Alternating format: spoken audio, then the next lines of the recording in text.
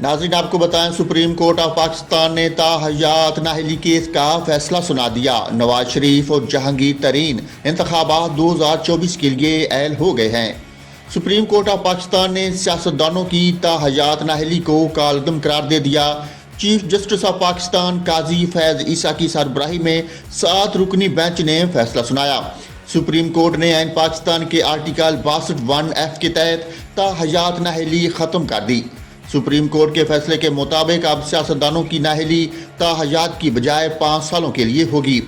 Supreme court کے مطابق election act کے تحت نااہلی کی مدت 5 سال ہے۔ واضح ہے کہ سابق وزیر اعظم اور قائد مسلم لیگ نون نواز شریف کو اقامہ کیس میں نااہل کرنے کا فیصلہ بھی ختم ہو گیا۔ سپریم کورٹ کے فیصلے کے بعد اب نااہلی الیکشن ایکٹ کے مطابق ہوگی۔ خیال رہے کہ سپریم کورٹ کے فیصلے کے بعد میاں نواز شریف اور سربراہ استحکام پارٹی جہانگیر ترین 2024 کے الیکشن کے لیے اہل ہو گئے ہیں۔